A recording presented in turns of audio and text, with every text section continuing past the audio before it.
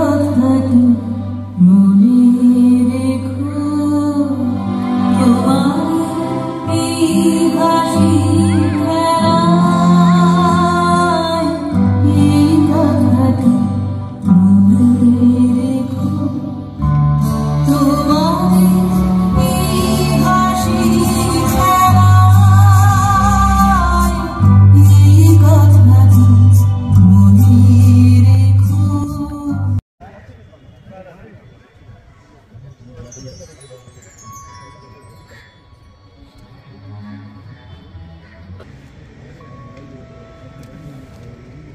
তোমার প্রতি চাহিয়া আমাদের বিস্ময়ের সীমানা, সেই সঙ্গে মহর্ষি ভবনের দিকে তাকিয়ে আমরা শ্রদ্ধা ও বিস্ময়ে অভিভূত। বাংলা তথা ভারতের নবজাগরণের পীঠস্থান জোড়াসাঁকোর ঠাকুরবাড়ি। অনুমান 1784-তে প্রদীপ জ্বলেছিল ঠাকুর পরিবারের এই ভদ্রাসনে।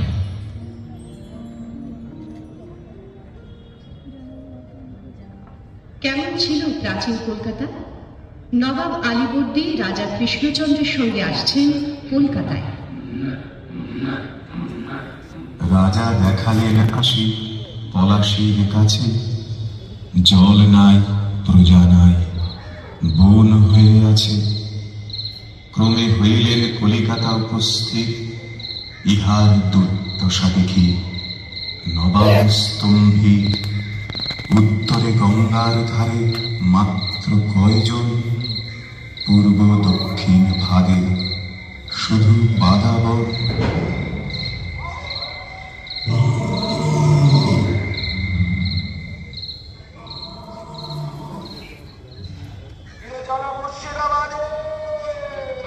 আলীবর্দী ফিরে গিয়েছিলেন, কিন্তু ইংরেজ কোম্পানি বেছে নিয়েছিল এই কলকাতাকে, আদ্যিকালের কলকাতা, যেখানে ডাঙায় বাঘ, জলে কুমির আর জঙ্গলে ডাকাত।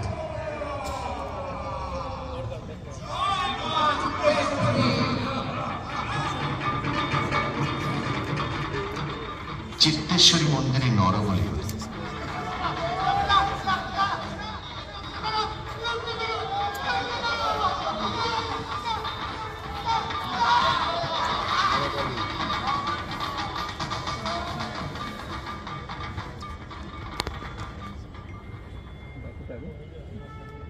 কলকাতার প্রাচীন পথ এই Chitpur.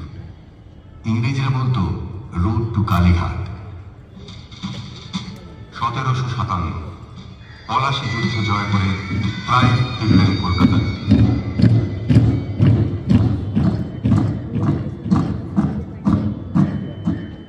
1765 east India company Bangla, Bihar, উড়িষ্যার দেওয়ানি লাভ করে।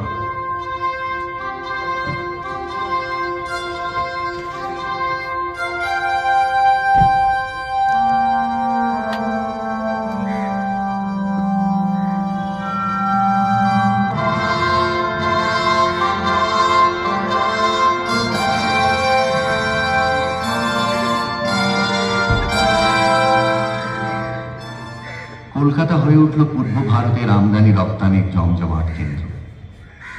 কলকাতা বাড়ছে, কাজকর্ম বাড়ছে। দেওয়ান, মুৎসদ্দি, বেনিয়ান, তারা প্রাচীন ছড়ায় বলছে, পিরালি গায়ে তাতিয়ার সোনার বেনে করলে আবাদ তারা দেশ বলে ধরলে। পঞ্চানন কুশারী সেই পিরালি ব্রাহ্মণ। অন্তজ মানুষদের কাছাকাছি ছিল এই পিরালি ব্রাহ্মণরা। লোকে ডাকত ঠাকুর। 1784 সালে নীলমণি ঠাকুর নিজস্ব উপার্জন লব্ধ নগদ 1 লক্ষ টাকা ও লক্ষ্মী জনার্দন শিলা নিয়ে প্রথমে পাথুরিয়াঘাটা, পরে জোড়াসাঁকোয় আটচালা বাঁধলেন।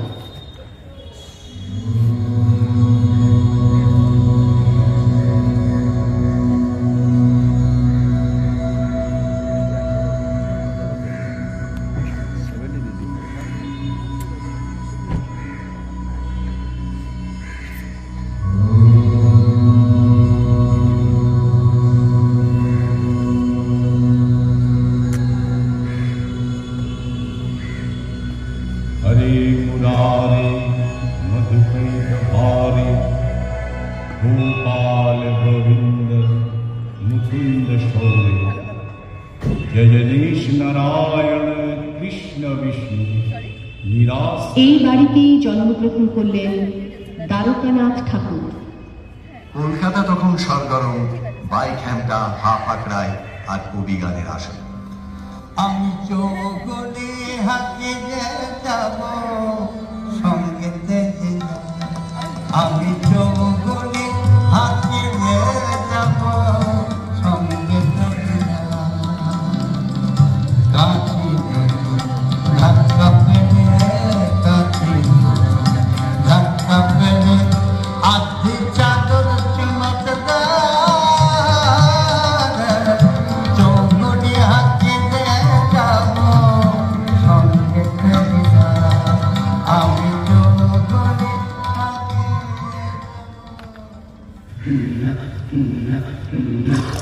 ভোরবেলা ঘেরাটোপ দেওয়া পালকিতে বাড়ির মেয়েরা চলেছেন গঙ্গা স্নান করতে।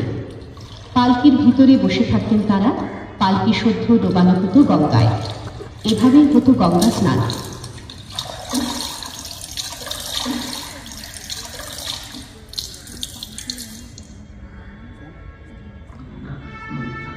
নতুন ও পুরাতন সংঘাত ও সমন্বয়ের ভিতর দিয়ে কলকাতার সংস্কৃতির বুনিয়াদ গড়ে উঠছে। দেওয়ান রামমোহন রায় আসছেন দ্বারকানাথের সঙ্গে দেখা করতে। আপনি কি চাকরি ছেড়ে রংপুর থেকে চলে এলেন? হ্যাঁ দ্বারকানাথ, চাকরি ছেড়েই চলে এলাম। কোম্পানির চাকরির চেয়ে আরো জরুরি কাজের তাগিদ অনুভব করছি অন্তরে। আমার আশা আমরা দেশের জন্য কিছু কাজ করে যেতে পারবো। তুমি কি কোম্পানির চাকরি করছো? হ্যাঁ, এবং নিজেও কিছু কিছু ব্যবসা করছি।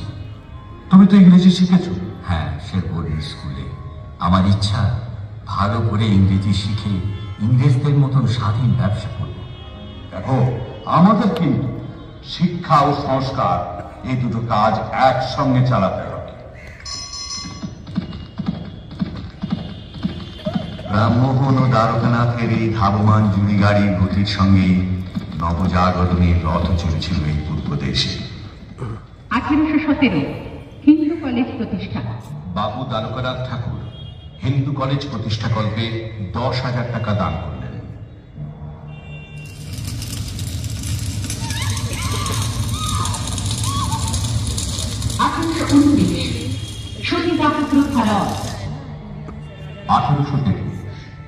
দ্বারকানাথ রামমোহনের চেষ্টায় ইস্ট ইন্ডিয়া কোম্পানির একচেটিয়া কারবারের অবসান।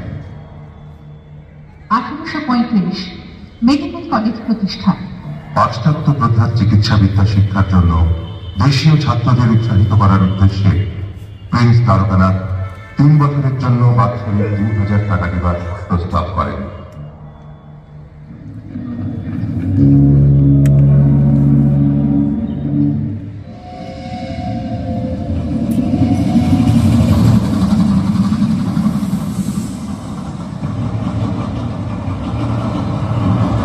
প্রিন্স দ্বিতীয়বার বিলাত যাত্রা করছেন। সঙ্গে 4 জন মেডিকেল ছাত্র তারই খরচায় উচ্চশিক্ষার্থী চলেছে। আর তিনি ফিরবেন।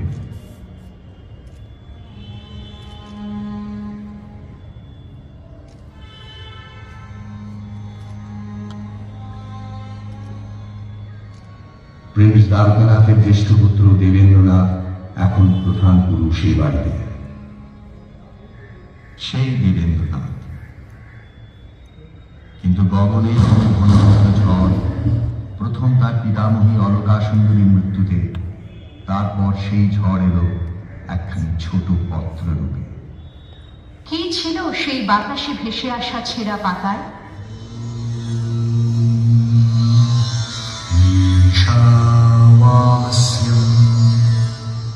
ইদং সর্বং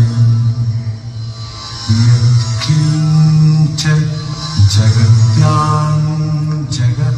এই বিশ্বের সবকিছুই পরমেশ্বরের দ্বারা আবৃত। ত্যাগের দ্বারা আত্মার পালন করো, কাহারও ধনে লোভ করিও না। এক নতুন আলোতে উদ্ভাসিত হল দেবেন্দ্রনাথের জীবন। দেবেন্দ্রনাথের নেতৃত্বে প্রতিষ্ঠিত হল তত্ত্ববোধিনী সভা। বাংলার সামাজিক ইতিহাসে উল্লেখযোগ্য পদক্ষেপ। তখন আলেকজান্ডার ডাফ প্রমুখ মিশনারিদের খ্রিস্ট ধর্ম প্রচারের সময়, হিন্দু সন্তানদের বিদ্রোহের সময়।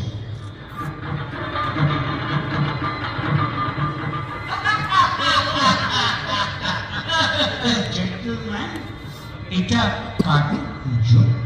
ধর্মসভা কালী পুজো। ইউ মিন গুরু সভা?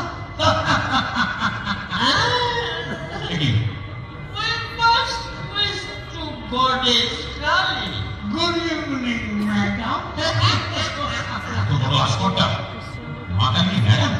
এই মুন্ডা থেকে ভাগো যাবে। একদিকের এই বিকৃত উন্মাদনা, অন্যদিকে রক্ষণশীলদের সংস্কার বিমুখতা, দুই স্রোতের গতিরোধ করলেন দেবেন্দ্রনাথ। 1843 সালে ভ্রাতা গিরীন্দ্রনাথ সহ 21 জনকে নিয়ে ব্রাহ্ম ধর্ম গ্রহণ করলেন দেবেন্দ্রনাথ।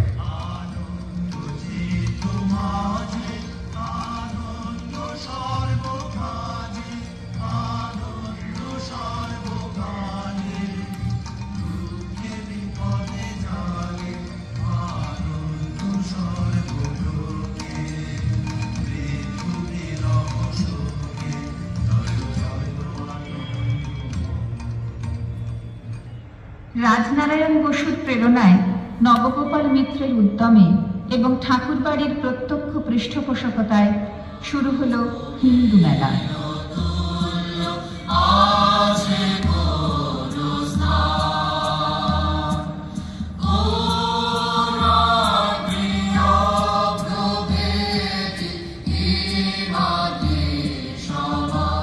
লক্ষ্যে এখন চঞ্চলা, কিন্তু সরস্বতীর বড় পুত্রদের তখন তিনি দান করেছেন দেশকে। সেই দান তার পুত্র কন্যারা দ্বিজেন্দ্রনাথ, সত্যেন্দ্রনাথ, জ্যোতিরিন্দ্রনাথ, স্বর্ণকুমারী দেবী এবং রবীন্দ্রনাথ। সংস্কৃতির শোভন সুন্দর চারুলতা মহর্ষি ভবনের মাটি থেকে ঊর্ধ্বমুখী হয়ে আকাশকে ছোঁয়ে।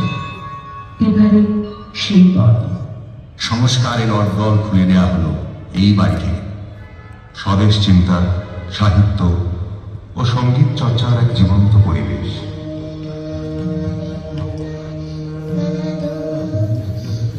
যদুভট্টের কাছে গান শিখছেন বালক রবীন্দ্রনাথ।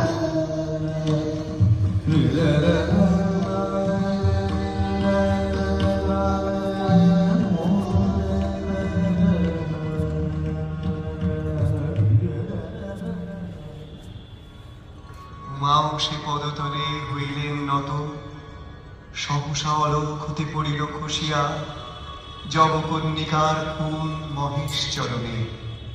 কিশোর রবীন্দ্রনাথ কুমার সম্ভব অনুবাদ করছেন। অন্য নারী অনুরক্ত নহে যেই জন, হেন প্রতিলাভ করো আসিছিলা দেই, যাহা কথা খুব হয় না অন্যথা। রবীন্দ্রনাথের জ্যোতিদাদা একদিন প্রুফ দেখছিলেন তার লেখা সরোজিনী নাটকের।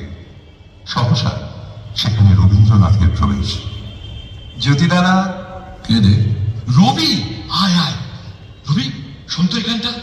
এই যে আমার সরোজিনীর পঞ্চম অঙ্কে রাজপুত মেয়েরা যেখানে চিতা প্রবেশ করবে, সেখানের এই বক্তৃতা কেমন লিখেছি শুন তো। ও আমি আগেই দেখেছি জ্যোতিদাদা। পদ্য চলবে না ওখানে, পদ্য ছাড়া কিছুতেই জোর হবে না। সে কি পদ্যের তেমন তেজ হবে? আচ্ছা তুমি একবার শোনো। জল জল চিতা দ্বিগুণ দ্বিগুণ, পরাণ সবিবে বিধবা বালা, জলুক জলুক চিতার আগুন, জুড়াবে এখনি প্রাণীর জ্বালা।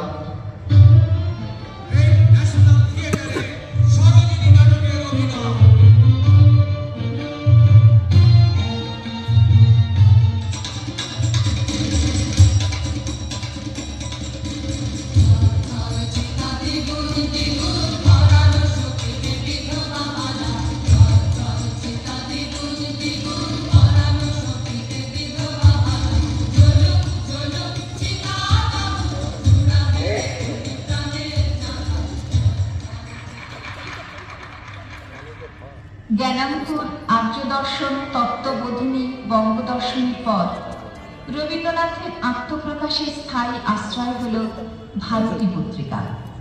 এই পর্বে প্রথম বিলাত যাত্রা 1878-এ।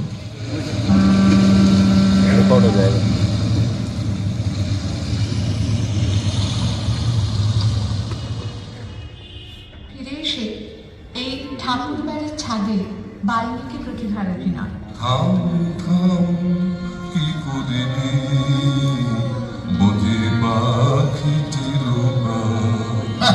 রাখো মিছে ও সব কথা, কাছে মোদের এসো না করে থাক, চাই নেই ও সব শাস্ত্র কথা, সময় বহে যায় যে। শোনো শোনো মিছে থামো থামো ঠাকুর এই ছাড়ি বান।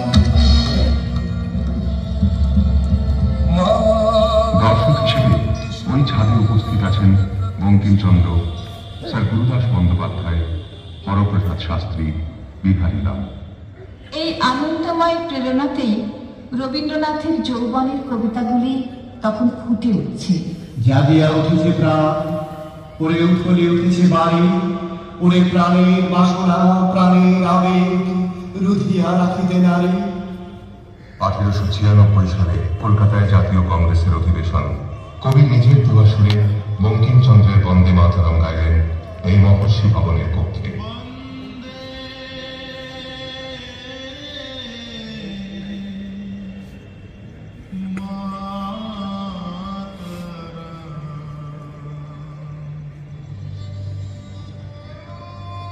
শতাব্দীর ক্রান্তিকাল, বঙ্গভঙ্গের বিপুল উন্মাদনায় স্বদেশীর আহ্বান।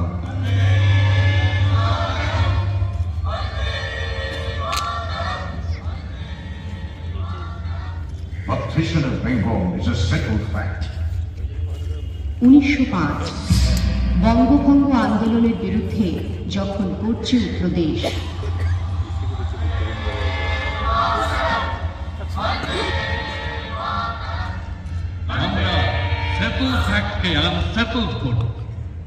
সেদিন এই বাড়ি থেকেই রবীন্দ্রনাথের নেতৃত্বে রাখি বন্ধন উৎসবের শোভাযাত্রা।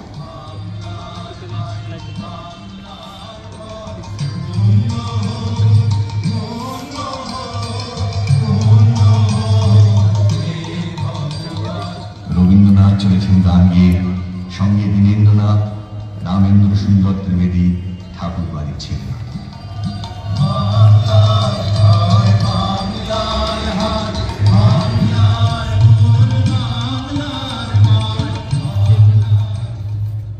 ঊনবিংশ শতাব্দী ও বিংশ শতাব্দীর সূচনায় নানা বিচিত্র ঘটনা ঘটেছে রবীন্দ্র জীবনে।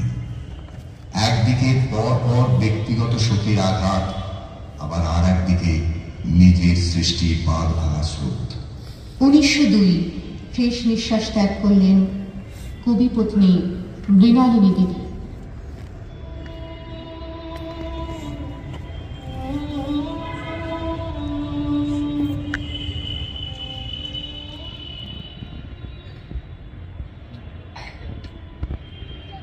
উনিশশো আদরিনী কন্যা রেণুকার মৃত্যু।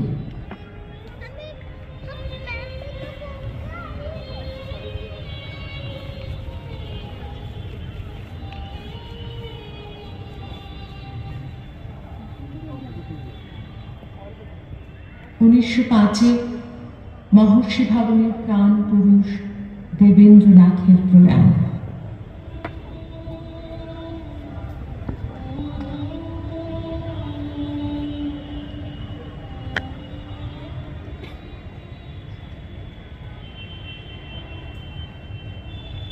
উনিশশো 7 কনিষ্ঠ পুত্র সমেন্দ্রনাথের মৃত্যু।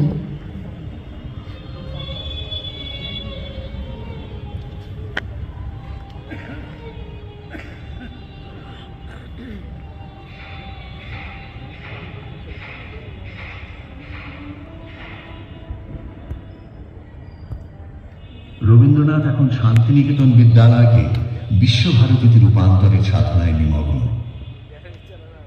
আর এই ঠাকুর বাড়ির দক্ষিণের বারান্দায় অবনীন্দ্রনাথ, গগনেন্দ্রনাথ, নন্দলাল বসু আরো অনেকে শিল্পচর্চায় নিযুক্ত। সেখানে হ্যাভেল সাহেব, আনন্দ কুমার স্বামী, ভগিনী নিবেদিতা, জাপানি চিত্রশিল্পীদের জাদা। 1913 রবীন্দ্রনাথ নোবেল পুরস্কার পেলেন। এশিয়ার প্রথম ব্যক্তি যিনি এই সম্মানের অধিকারী হলেন। কবির বিশ্বজয়ের সূচনা হল। নোবেল পুরস্কারের সমস্ত টাকা এবং তার গ্রন্থস্বত্ব তিনি দান করলেন বিশ্বভারতী প্রতিষ্ঠার জন্য। 1915 সম্মাননা রাজার কাছ থেকে ব্রিটিশ সরকার নাইট উপাধিতে ভূষিত করলেন। 1917 এই বিচিত্রা ভবনে ডাকঘর নাটকের অভিনয় হল। এইবার তোমরা সকলে স্থির হও। এলো এলো ওর ঘুম এলো। আমি বালকের শিয়রের কাছে বসবো, ওর ঘুম আসছে। প্রদীপের আলো নিভিয়ে নাও। ওর ঘুম এসেছে। এখন আকাশের তারাটি থেকে আলো আসুক।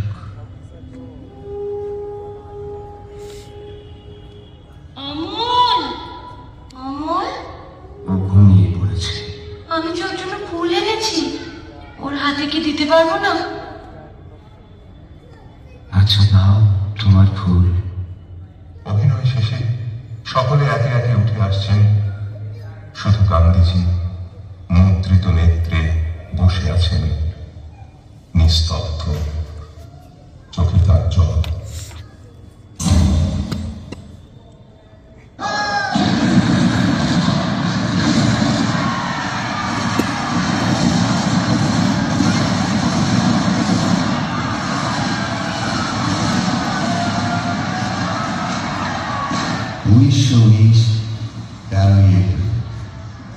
জালিয়ানওয়ালাবাগ স্বাধীনতার আকাঙ্ক্ষাকে স্তব্ধ করে দেবার দানবীয় আয়োজন।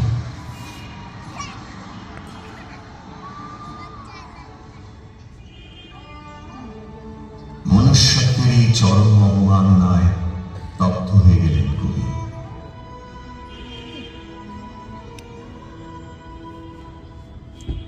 প্রতিবাদের উপায় খুঁজতে গিয়ে তিনি প্রথমে তীব্র ঘৃণায় বর্জন করলেন ইংরেজের দেওয়া স্যার পদ।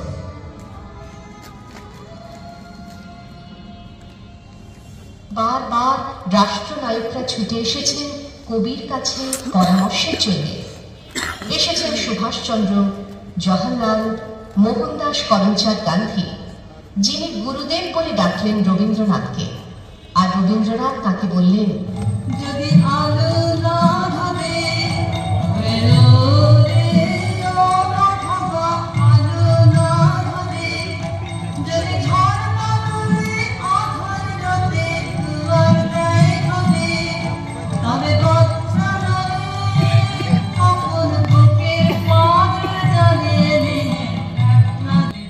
লোকমান্য তিলক তাকে প্রেরণা দেন ভারতের দূত হয়ে বিদেশে যেতে। ভারতের কথা শোনালেন পৃথিবীকে, আর পৃথিবীর মানুষের নানা কীর্তি ও ধ্বংস দুই দেখলেন। পদানত মানুষের বিপুল উত্থান ও জয়যাত্রাও প্রত্যক্ষ করলেন। 1931 কবি চলেছেন গড়ের মাঠে মনুমেন্টের পাদদেশে বিরাট জনসভায় হিজলি ও চট্টগ্রামে নৃশংস ঘটনাবলীর প্রতিবাদ জানাতে। ব্রিটিশ শাসন যখন জনমতকে উপেক্ষা করে অনায়াসে বিভীষিকার বিস্তার করেছে, তখন তাদের রাষ্ট্রবিধির ভিত্তি জীর্ণ হয়ে গেছে।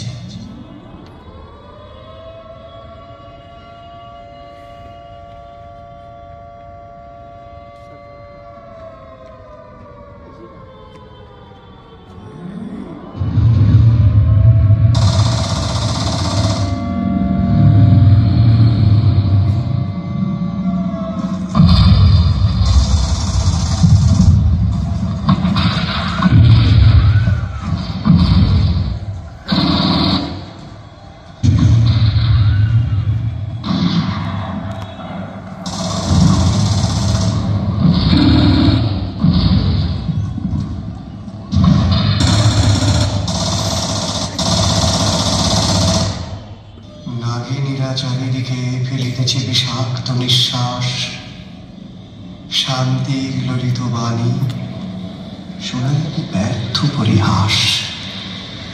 বিদায় নেবার আগে তাই ডাক দিয়ে যাই, দানবের সাথে যারা সংগ্রামের তরে প্রস্তুত হতেছে ঘরে ঘরে। শেষ জন্মদিনে উচ্চারণ করলেন মানুষের প্রতি বিশ্বাসের কথা। মানুষের প্রতি বিশ্বাস হারানো পাপ, সে বিশ্বাস শেষ পর্যন্ত রক্ষা করব, এই কথা আজ বলে যাব। প্রবল প্রতাপশালীর ক্ষমতা, মদমত্ততা, আত্মম্ভরিতা যে নিরাপদ নয়, তারই প্রমাণ হবার দিন আজ সম্মুখে উপস্থিত হয়েছে। 1941 7ই আগস্ট 22শে শ্রাবণ 1348। শেষ নিঃশ্বাস ত্যাগ করলেন কবি, যিনি ছিলেন এই মহর্ষি ভবনের মহাদীপ্তিমান সূর্য। একটি মহাজীবন আমাদের দিয়ে গেল এক দীপ্তমান উত্তরাধিকার। সমকালের মহানবী যাত্রা স্থান পেল চিরকালের মানব ইতিহাসে। মনে রেখো তোমার এই হাসি